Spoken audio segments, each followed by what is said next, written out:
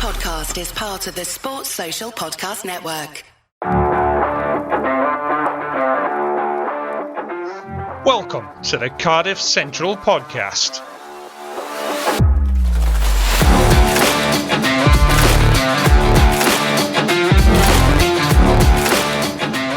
Hello and welcome to the Cardiff Central Podcast with me, Carwyn Harris, and as always, Harley. How you doing, Harley? I'm doing well, thank you. It's nice to be recording tonight. Yeah, it's nice to be recording tonight, and short notice. I'm very lucky to have a star guest. Is Gruff Rees, Cardiff Development, and ex-Ospreys head coach as well. But focusing on the Cardiff element this week. Thanks so much for taking the call, Gruff, and coming on this week. No, it's a pleasure. No, it's quite timely. There's lots of good stuff going on in the academy world, and any information we can get out, so the more the better. Yeah, well, it couldn't be a better timing, really, with everything that's going on in Cardiff rugby, all the positives. But there's so much news going on at the moment. Let's probably approach that initially with the news of Rhys Carré. Is the big news this week. Obviously, sadly for Cardiff fans, is set to leave Cardiff rugby and rejoining Saracens. From your perspective, Gruff, it's obviously not ideal to see Rhys Carré leave, but he's been one hell of a servant for Cardiff over the years, hasn't he? Yeah, definitely. I remember my first year in the job running the 18 programme, actually. That was 2018.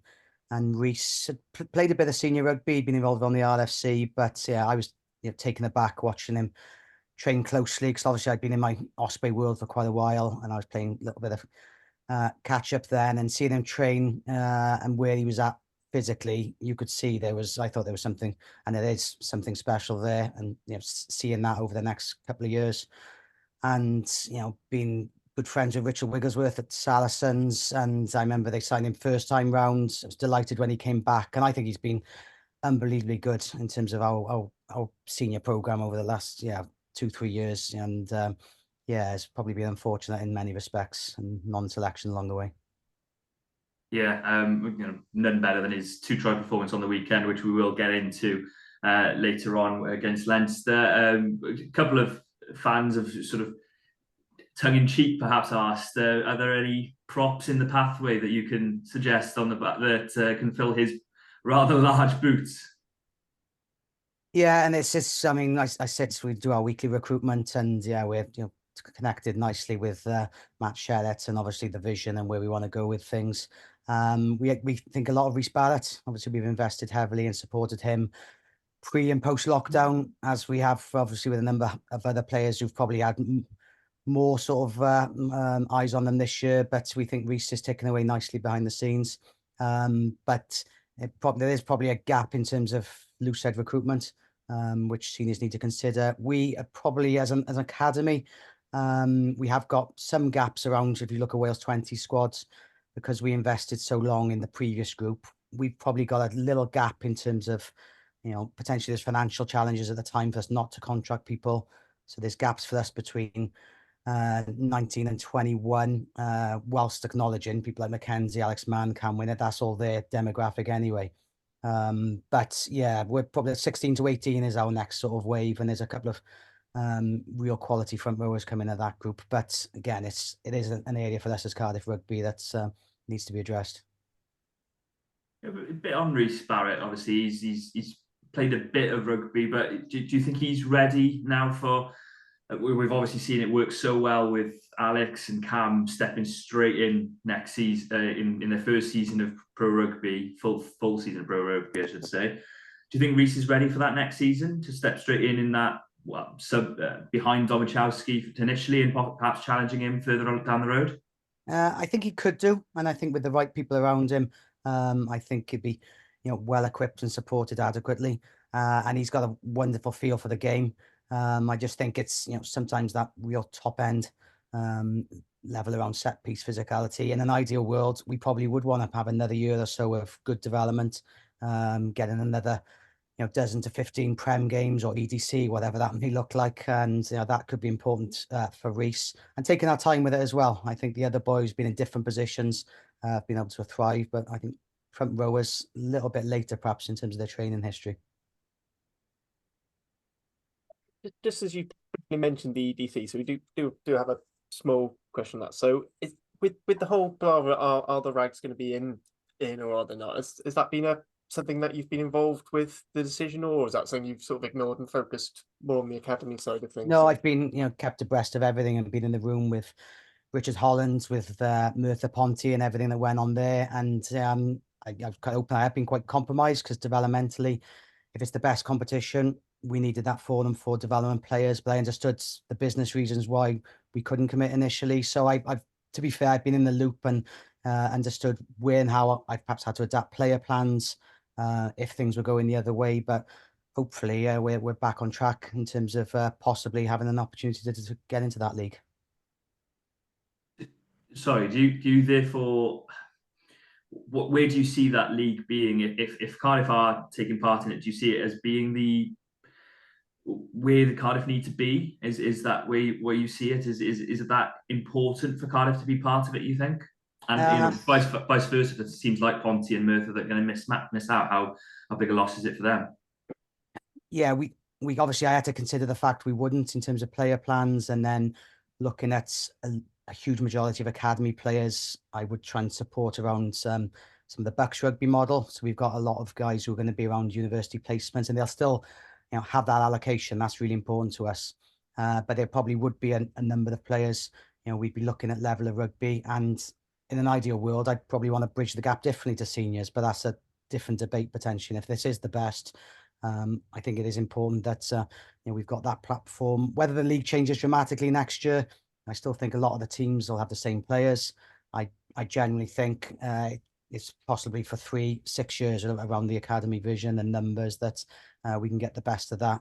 But as I said, I think it's as good as we can get to next year, and we'll still do what we've done really well with the rags, is align into the seniors in terms of the right people in the building, the same use of language, game plan, S&C, GPS data. So we're doing that on a high performance level, and that's one of the exciting things that I've enjoyed the academy doing that post lockdown, is looking at your Cabangos, Beethams, having good role models around them, and giving Evan Daniel, let alone the guys who've done the Welsh stuff recently. It's been a whole host of players of, I think, as I said, hasn't been perfect because the calendar gives us challenges, but it's I think the best fit you can do around the model of the game at the moment. Sorry, as you just mentioned, Beetham and Cabango, question jumped in my head. How you've probably seen firsthand how difficult it was for them during that period of them having those serious injuries. Obviously, Cabango's out again now. During those developmental years, how it's so important. We see so many players lose out as a result of these horrific injuries. What were the structures that you managed to get in place around them to support them during those difficult times where they weren't able to play rugby for a year, maybe almost 2 years? Yeah, definite. And I think you obviously, from our point of view, you get affinity to them as people. You want the best for them. You want to support the family. And, in both cases, it can be really hard. And our obviously medical team, really proficient in terms of each stage and everything you've got to go through X amount of time. But I think it is just picking up a lot of the informal conversations, texts and support, but also around, Jacob in particular, we've had, we have people who advise and support who've got expertise around well-being, and I think that's important because that's one of the biggest challenges. And I didn't always see as a coach. I just sometimes you just don't disregard. You never do that to people around your environment, but it can quickly become an afterthought around everyone chasing high performance when these guys just need the right nurturing and help. Moving on to some of the players we've sort of seen develop and sort of starting to break through. So in the under-20s, you had Harry Wild starting the first 3 games in the 20. Lucas De La Rue has played all 3 back row positions. How do you find the under-20s has been to help their progress? Yeah, I think it is. It's healthy for them. I mean, it's obviously aspirational. I think there's the 3 feathers, and I think that is huge. A lot of them, some of their short-term goals are based around that. So you want to make sure you give them the best provision to get there around playing minutes, training. And, for me as well, I think it is healthy sometimes to have different coaches with different ideas. Sometimes Harry might say, oh, well, Rich Whiffen does this slightly different to where we are. I think that's healthy for coaches to discuss, and especially if the player knows why there's a difference, I think that can grow, some of their capacity to develop from a tactical and a sort of game point of view as well. So as well as we've got, pretty healthy relations in terms of aligning then some of the S&C plans. So it doesn't become a void if they go there, then they come back to us. It should connect anyway, and our coaches spending time up there is important also. Yeah, Harry in particular, he's missing this week. Is he? He's got a bit of a knock. I saw him go off against Ireland, didn't he? How quickly do you think he can get into the pro game? Because obviously his game time has been mix and match with Adwell Robson, obviously, who's playing a lot for Cardiff as well. He probably needs a bit more game time, perhaps at that level, before he makes a step up to pro rugby. Yeah, he does. I mean, his name has been spoken of highly last summer as a potential, but I think, for us, that was just a lot around the circumstance of numbers in the building. And, to be fair to Matt as well, he brought Adwell in to buy us a little bit of times, again, to support Harry's development off the field, and, making sure we're getting it right. Because, potentially physically he's a great athlete, but you're absolutely right. He needs nurturing and game time to be able to plan, play and review properly as well, with the likes of Dan Fish doing that. But ironically, Harry hasn't been able to have it. His first game of the season was mid-October because he came back a bit later from 20s World Cup against Neath, and picked up an injury and straight away. So he was then out until the new year. So only picked up marginal minutes before going into the 20s camp. So he was a little bit undercooked. But I felt he was actually ticking nicely. A third game in, he's starting to get a bit of rhythm, and then unfortunately, he's going to be out for probably a few weeks or so now. Yeah, it's that difficult balance, isn't it, between you want them to be playing at the highest level internationally, but also being part of these squads. But additionally, they need the game time and that nurturing. That balance isn't always available. Probably the biggest example recently, Evan Lloyd, part of the Wales international setup, part of the squad, was released, didn't get the opportunity with Cardiff, and then hasn't been released, and then doesn't get a chance in the team again. Where do you see that? Because I remember before the season us chatting, and you spoke so highly of him as a prospect in the future. Yeah, definitely. It's probably often the curse around international camps. Often the third 9, the third 2, just become important around the environment, but don't get the opportunity then to harness their trade. And that is key around Evan Lloyd's development. We got really excited. We made a call last year that we had a really talented back rower, but we felt for him to really push on to the top level, the hooker conversion, especially comparing to what we had in the building as well at the time in the back row, was going to be a good opportunity for him as well. Again, looking at succession planning and a couple of gaps in there.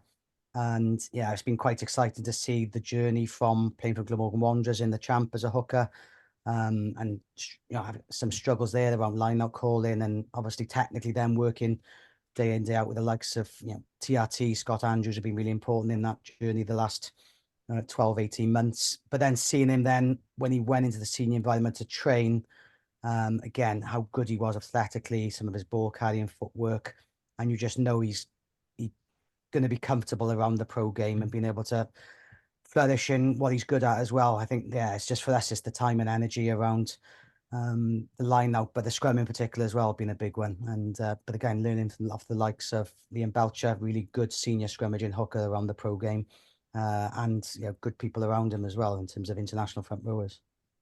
Yeah, Belcher has been superb. Obviously, with the set piece, it's often labelled it's repetition, isn't it?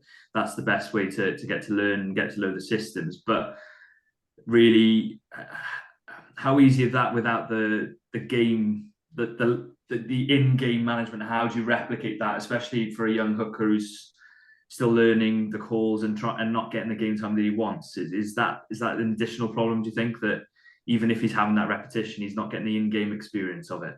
Yeah, I mean, you do try and replicate intensity and then scoreboard type stuff, and obviously they take them to the limits physically around some of the meters per minute and 3 minutes ball in play, and really testing it where you go, hopefully training over and beyond the game. But I think, and again, we do some psych work behind the scene as well, but I don't think you can truly replicate being in the middle of it. And even ironically, Evans, one of his last games was against RGC for the RFC in the new year, when as a team we were tactically a bit fragmented, and some of the messaging got lost. That was a brilliant learning opportunity for him, and he needs more of that, and in terms of his exposure. But it's just been inconsistent the way it's happened a little bit. But as I said, he's so exciting and so young and so coachable with it. We're always confident I always felt we'd get to an end point with him at 23, 24. Then he'd be ready for international class. Don't get me wrong, I'd love it for him to be involved against Italy, and I think he'd be mentally and physically fine. It's just probably the technical in between. What one last one on Evan in particular, because it is so interesting that how quickly he's converted. And obviously yourself, you identified him start of the season to me, and Gatland's identified him quite early on as well. But with him, what was it that you saw and went, he could really make it as a hooker? What was it about him? You mentioned the coachable element, and how did he receive that information when you said that we're going to give it a go and try and move you as a hooker? Yeah, it was probably seeing the good in Evan, and then looking at where his game was at. He's a tough old customer as well, so I felt he had the mindset around the front row, and we discussed it a lot behind the scenes as staff, and that's academy staff, but also including someone like Steve Law in Cardiff RFC, who'd obviously seen Evan. But we were all of the consensus, and I always take counsel around the coaches I've got in the building, the senior coaches. I think the general consensus, and this is where I had to go there with Evan, that he could probably end up as a real competent number 8 in the Premiership, for example, and be one of the best for 10 years. He'd light it up. But we had to look at a different solution for what could we do a little bit more with Evan, based on something that was there and tangible for us as pro ability. So the front row was a logical leap, and then it was about convincing Evan that he was rescaling some of his contractual stuff at the time as well, to reflect that and trying to support him.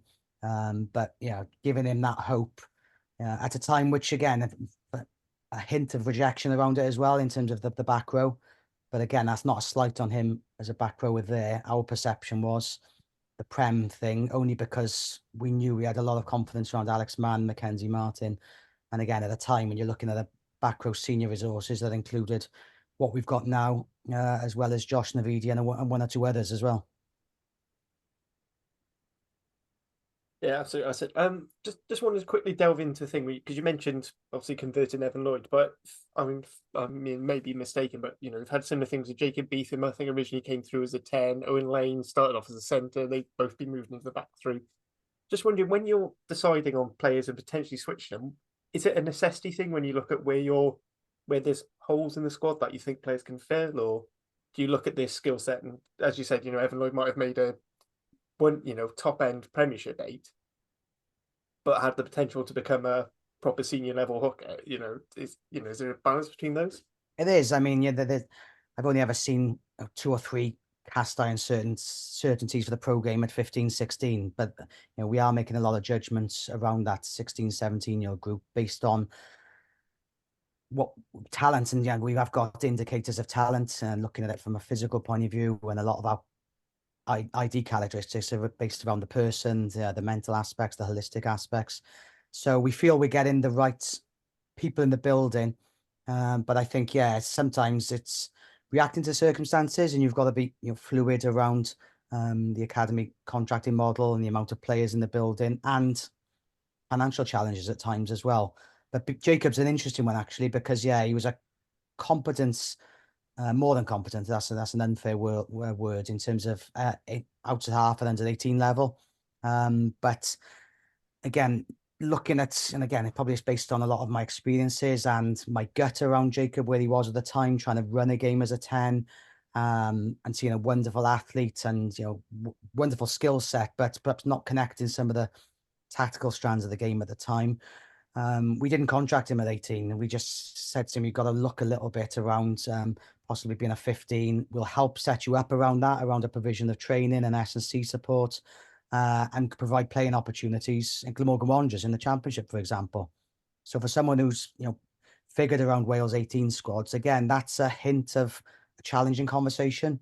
But Jacob was so open and supportive to be as good as he can be.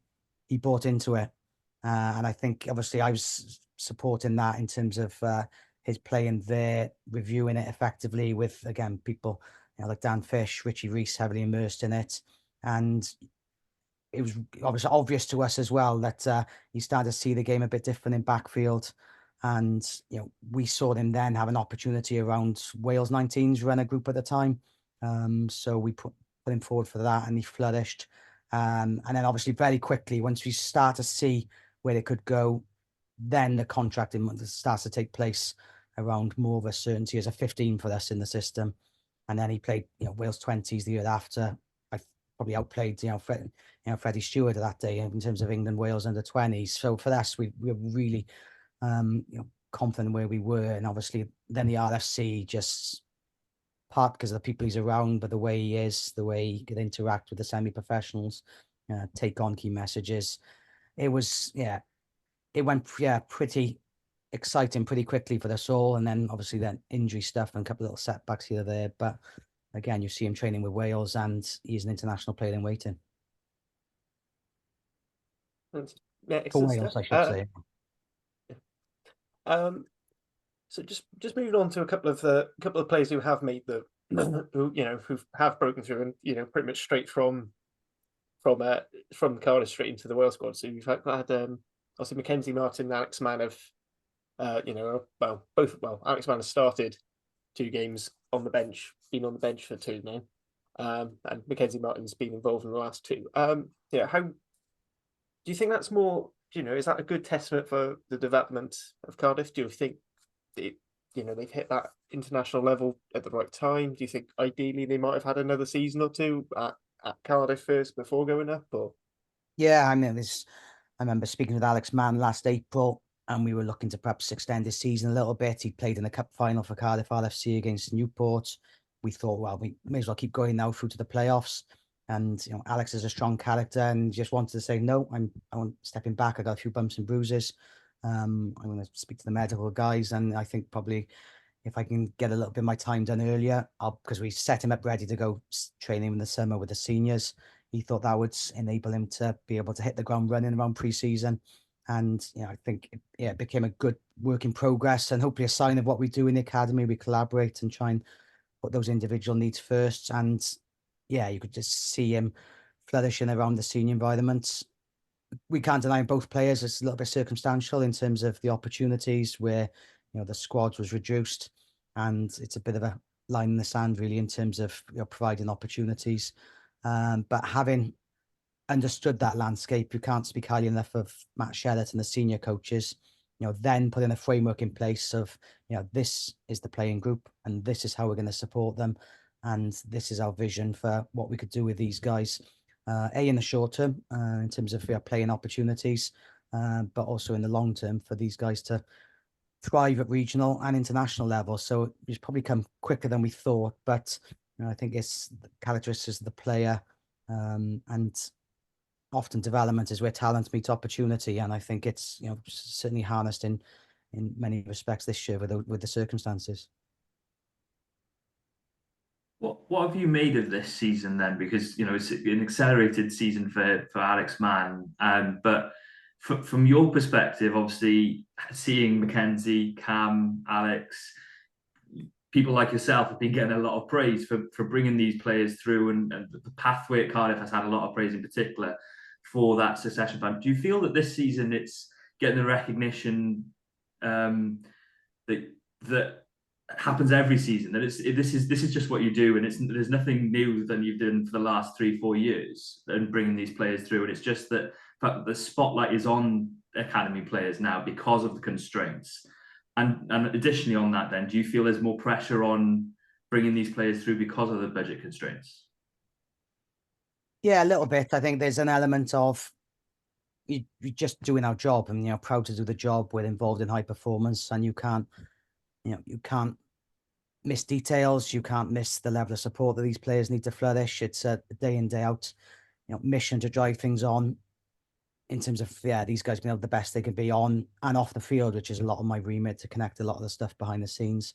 And we are lucky. We've got, not lucky because it's been part of a plan, but we've got staff who care a lot about what they do. You look at Dan Fish, Craig Everett's coaching journey.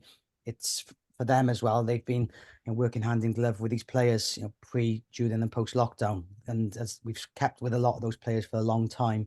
And the lockdown actually having elite rugby status was probably good for us in terms of really understanding where and how to drive Alex Mann, what Cam needed to be nurtured in terms of shaping him as a person, his communication, and how he was going to push on into senior rugby. And they're all many differences around them all as well in terms of creating a competitive, challenging environment for them, where Mackenzie then could be challenged by that, but he has a safety net behind the scenes to be able to support some of his different needs. Because obviously he sees the world and the game probably different to an Alex Mann, and that's probably, I think, I'm obviously protective and proud of what we do, but putting a lot of bespoke programs in to help these guys flourish. And as I said, we spend a lot of time with this group, so it does become huge element of job satisfaction. And again, I'm like a super fan then when Alex is racing away for that try. I am up on my feet in the pub like a lunatic, and but I'm not ashamed of that. It's just it does mean a lot to all of us within that group. Again, knowing the players and the journey and everything, some of the tough times and family support and things they've had to go through, and in the bigger picture, there's in terms of the Cardiff positivity, and like I said, it's just how that's come together when you see match days, the community feel to it, and you're getting messages from you there everywhere. That's the passion, the pride come out. And also professionally, it's just makes the job a whole lot easier in terms of the perception of it compared to where we have been a lot of the time being challenged, and rightly so, around some of what we may have lacked in the past. But from the professional point of view, it's pleasing. Yeah, it must be a great place to work at the moment, Cardiff. In that Cardiff, everything's. It just seems there seems to be positivity coming through, whether it be sellout crowds, whether it be performances by individual players on international stage and for the region. Obviously, results haven't always been there for the region, but what have you made of it as well with Cardiff RFC as well? Yeah, I mean, it's always. We're lucky to do what we do, and just going day in, day out, even when there's governance challenges and I'm immersed in politics or finances, just sometimes can squeeze the sort of life out. In terms of the day in, day out players and coaches, I've loved every minute of being around the Cardiff environment, and we're just good blokes who can play a bit, and good coaches who coach well. It's does drive you on, but I think this year more than ever, the positivity is infectious.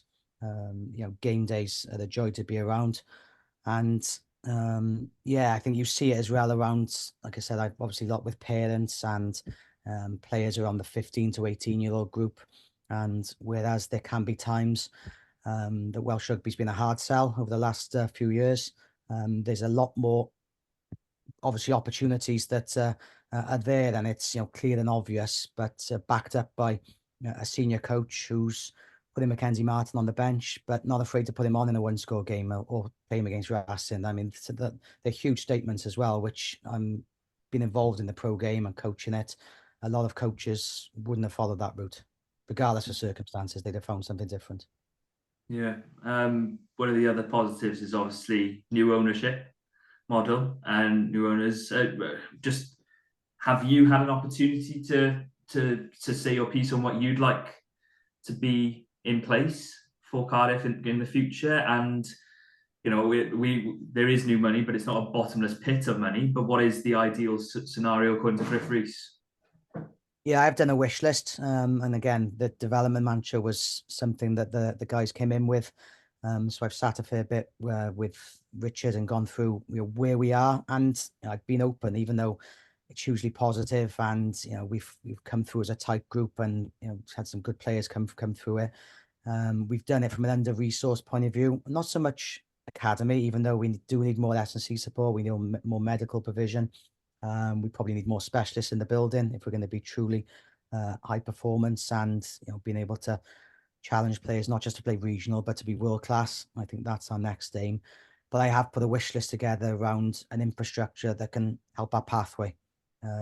We're running, and I've said this many times, but this year in particular, we're running more programs than ever before with less resource than ever before. If you look at the 15s, 16s, 17s, 18s, girls program is huge for us. I got one S&C coach who's running or driving a lot of the S&C for all that remit, and that's unfair and taking him away what he could and should be doing. What he's done well in the past is, what does Theo Cabango need to be able to play professional rugby? What the small number of players needs more support, whilst we're trying to widen and give more intellectual property and expertise around the pathway. Yes, but we need people to invest in that. So that's gone there from that end, and there's some positivity potentially that can come from that, as well as I'm keen on more sports psych and lifestyle support around what we do between 16 and 21, because again, there's so many challenges and educational support that goes with that as well.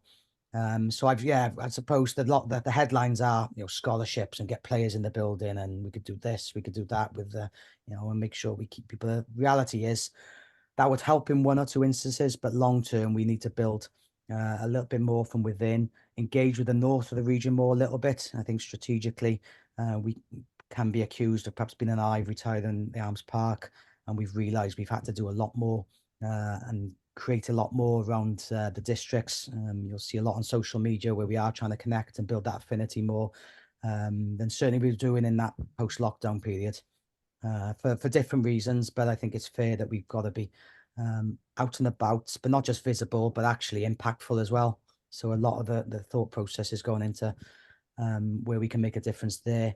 Whilst then the final strand is the other ID aspect of my job is the universities and the Excel system, where we looking at people who can support in terms of talent ID and connecting different parts of the world there as well. So for you, is it mainly a sort of almost like a personnel thing to give you that extra support? So it's not just one person running around all around the region, or would there be some facility things you'd like, maybe like a sort of training centre, sort of to the north end, as you mentioned, want to do a little bit more on the north end, so this, sort of the Pontypridd Merthyr end, would you like a facility, almost like a hub there for? Yeah, we could do. I think our main mantra on facilities will go with what the seniors need to invest more, and obviously, get better in terms of work their end. And we work a lot of our scheduling around the same facilities and provision, which is what we need, but around the senior program. What we've probably been prudent in trying to do a bit more of in terms of facilities is link with Coleg Cymoedd. We need to probably get them back to where they were, 3 or 4 years ago, because they probably dropped a little bit. So that's probably one of our big things in terms of them having new gym space. And looking at our senior squad, that's got 15 former Cymoedd players in it, and even recent graduates like Alex Mann, Cam, Rees.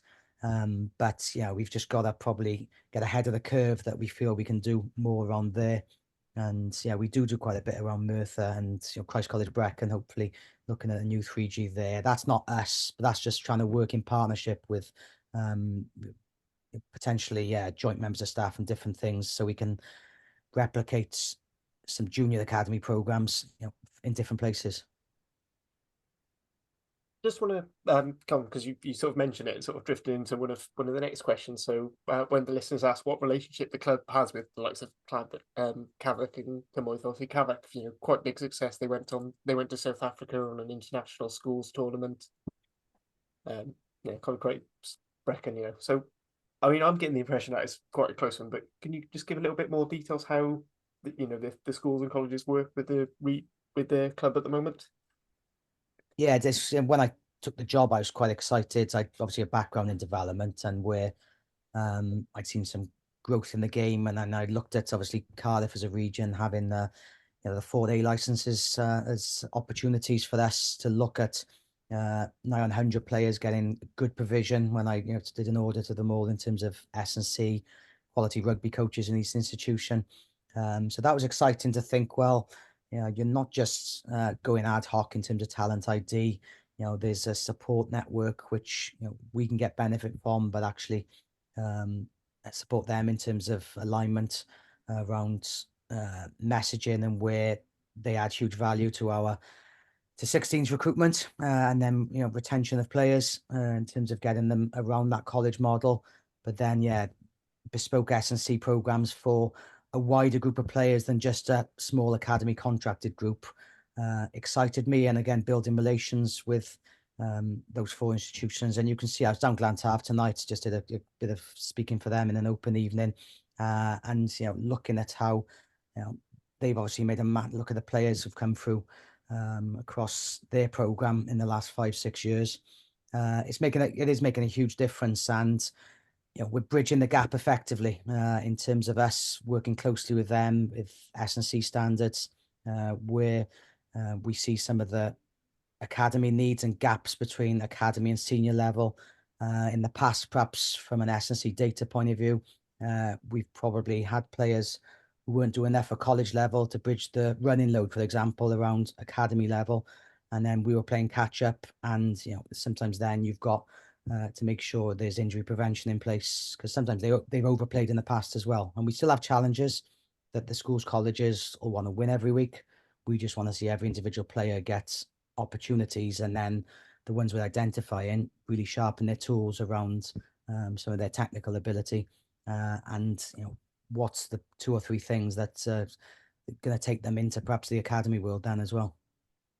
I sadly left Glantaf before it became an academy. Otherwise, who knows what could have been. I think we all know it. I was never going to make it. But what of the then outside of the Cardiff world? Because there are these relationships you're trying to garner with Hartbury, etc. From my understanding, is that correct? And we've seen recently with Steph and Tom, as you mentioned before the pod, that these players coming back into the Cardiff setup. Well, what is that relationship like with players that leave at 18 or 16, possibly, to go to colleges in England, and trying to keep your talent interested in the Cardiff region as well?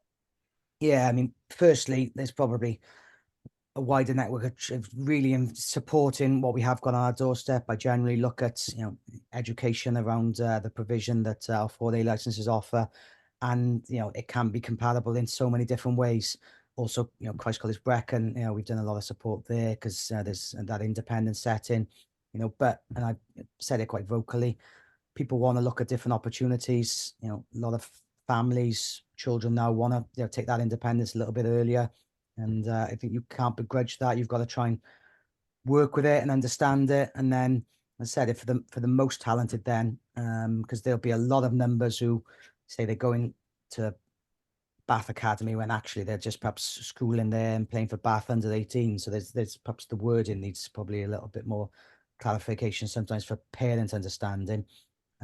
So yeah, sometimes you're making talent ID judgments. You think, well, it might be better off they get opportunity at Gloucester because we've got a lot of different players around that position, a year above, year beneath, where we know, okay, we're going to be pretty good in terms of our stock there.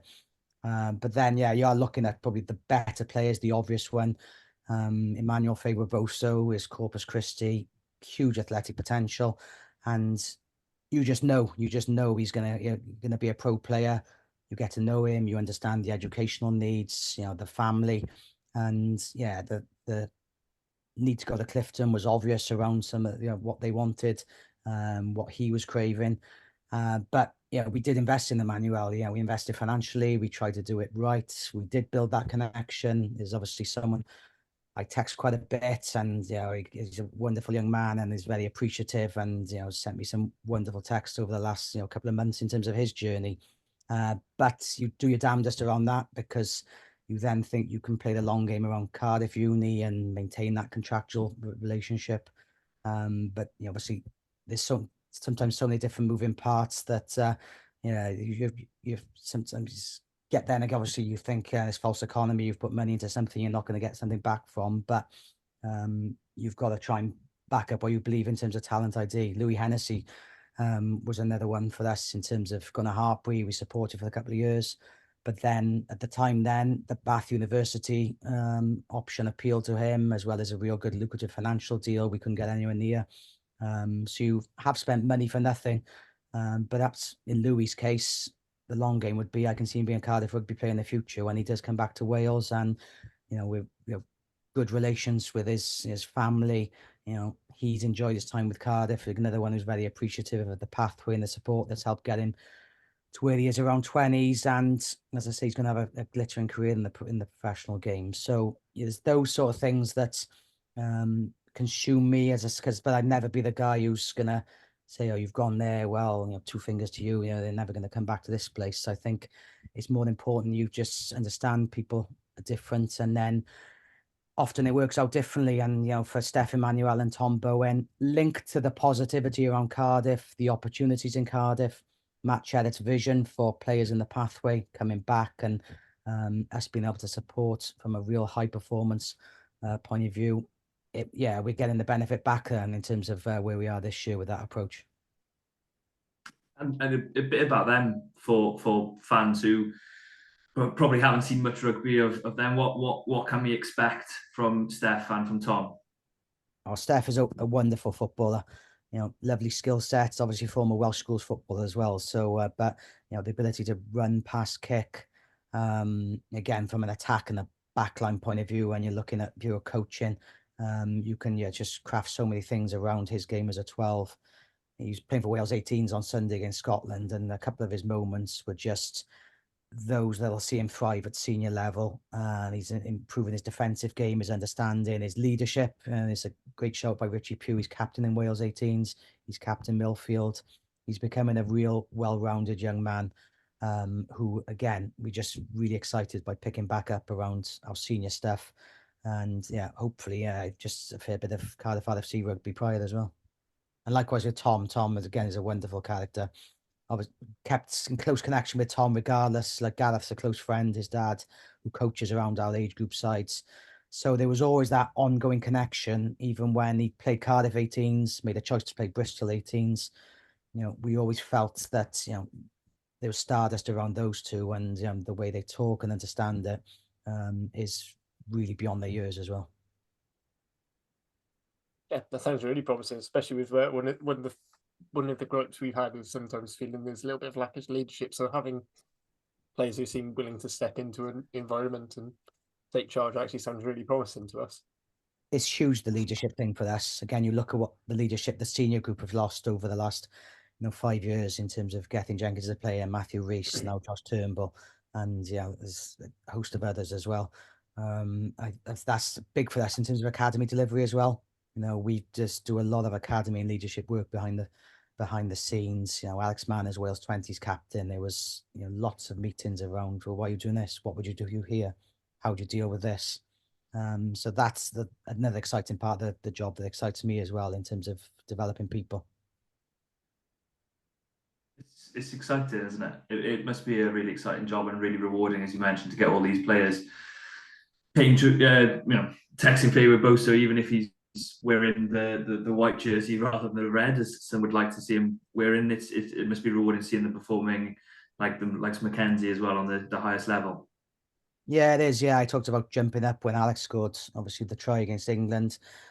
I did likewise when Emmanuel ghosted through against Scotland, even though the defence coach Steve is one of my good friends. It was just another moment, and again, just something to be proud of. I think we're all based around the Welsh game, and but there's a human element to it, and in terms of what he's achieved. But then, just as proud, the following week he's going back to Exeter to do an exam, and you think, well, you're true to what you said you were going to be as well.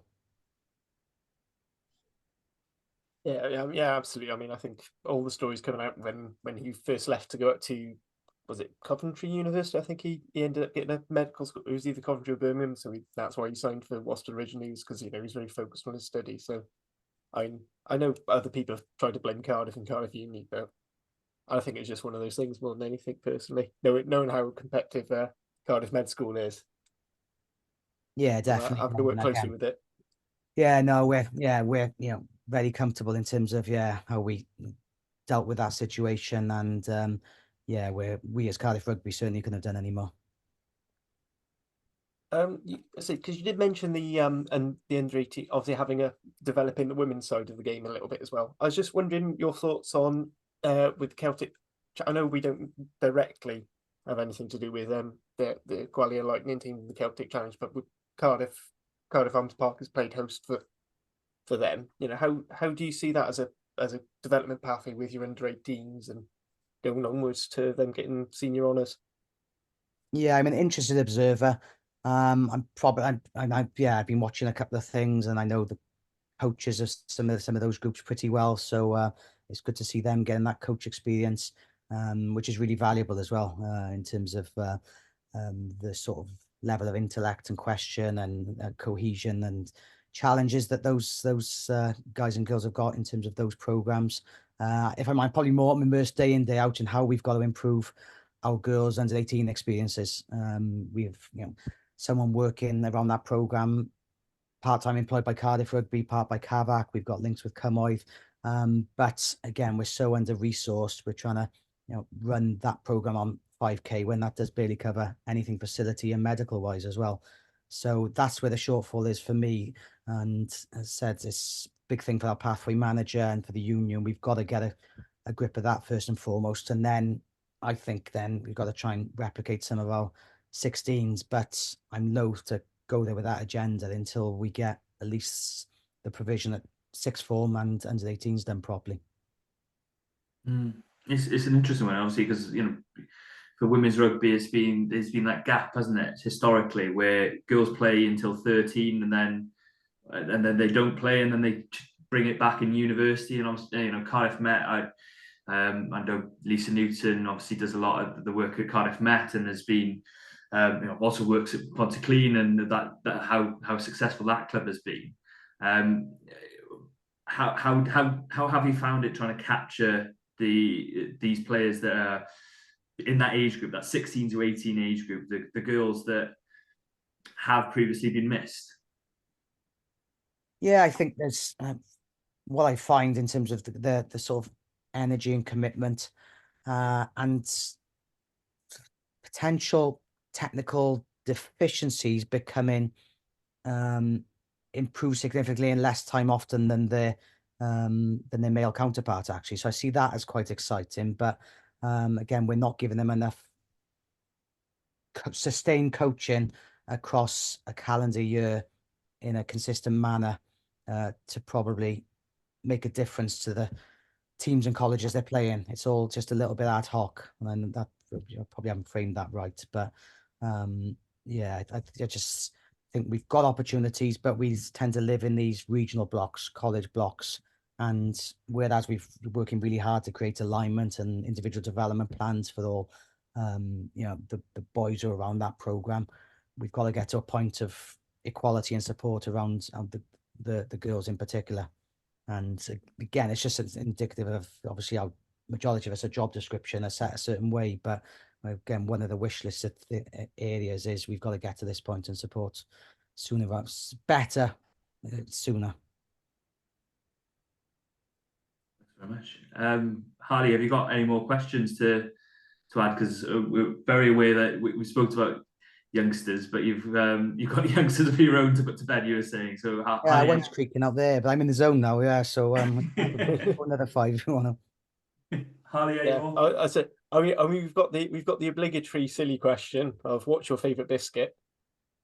But I said other than that, it's I think I'll go on if you want to answer it. Chocolate digestive, yeah, old school. Yeah, solid choice. The one serious question was, so obviously you highlighted Evan Lloyd at the start of this season as a player to watch. Who do you think, have you got any hot tips for the start of next season who we should be excited to see? Yeah, a couple of guys who, as I said, we have got less players in terms of the academy system now between that 19 and 20 group, but I'm generally really excited by Matty Young. He's on the fringes of Wales 20s, and there's a fullback. He's got obviously strong competition at 20s, to be fair, with Hugh Anderson, who I think has got a high ceiling. But I'd like to have seen Matty have an opportunity in that program. He might do next week, but he's really finding his way around Cardiff RFC. First of all, the senior game. He's curious, he's challenging, but he's an athlete who's I think going to really kick on around the senior rugby. Train with the seniors, but play Cardiff RFC. He's won again. 15's been wonderful for us the last couple of years. and knowing where we were with Jacob, with Cam, but we couldn't ignore Matty's talent. For me, he was around Whitchurch last year. He'd been round our 18s, and we've been delighted with his progress around the day in, day out. As well as another one is boy Cameron Tyler Grocott, who's an 18-year-old loosehead, who's playing regularly now for the RFC. And even though he figured at the start of the year, that wasn't part of the plan, that was circumstance, if I'm honest. But then he's had another good run with the Wanderers, and then there's a bit of a trend here around players getting some exposure as a front row in the Championship. But he's been around the RFC over the last couple of months, and starting against Llandovery, against Berry and Watkins, one of the best tight heads in the league, and against a team that's on the top of their game, and he's man of the match in that type of game. He's still a year young for 20s, so I'm hopeful that he will get that opportunity next year. But regardless for us, we believe in what we do in terms of succession planning for Cardiff Rugby, and those couple could be two to monitor. Exciting times. Yeah, absolutely. Unless you've got anything, Carwyn. No, it's so interesting, and thanks so much for taking the time, Griff. It's always interesting chatting to you, and this is no exception. Anything? It was probably one last question is what would you like to see towards the end of the season from Cardiff region perspective and for the club side as well? I think from an RFC point of view, we're going into a 6-week block where this year's probably been the most challenging I've found around the club system, because for all the good around the seniors, the positivity, sometimes the lack of numbers has stretched the depth for the RFC. So the same semi-pros without enough academy boys have gone to the well all the time. But for that group in particular, I'd love to see them get on a nice little run, maybe get a playoff at the end, and who knows, on any given day. As people know, for me, it's not about winning the league. It's about seeing Cam Tyler Grocott get more exposure. But Harry Wild come back into it, Matty Young. But alongside that, those players and coaches, it is nice that they can actually keep chasing something. And I think that is important as well when we're reviewing, the want to be the best you can be every week. That group, is always chasing that as well. And the seniors as well. Hopefully we can, get boys back fit and healthy after Six Nations. And I think, results haven't always gone our way around one-score games. But I think hopefully we can pick up a few of them around the back end of the year. Take that to Judgment Day, and then we're into part 2 of another exciting journey with Jockey. Yeah, that sounds like a sequel, and perhaps we can get you on again to discuss next season's progress. But thanks so much, Griff. Diolch yn fawr iawn for taking the time today. No, thanks, guys. No, I appreciate the support, and I can just sense your enthusiasm and passion for that. Just really comes through strongly, so it just means a lot. Diolch yn fawr. Thank you. Without that.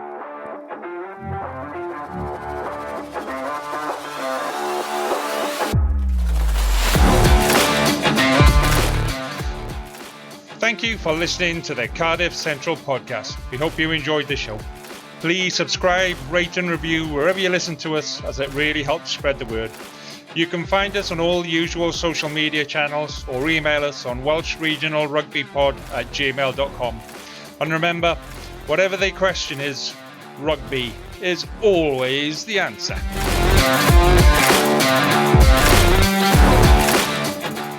Sports Social Podcast Network.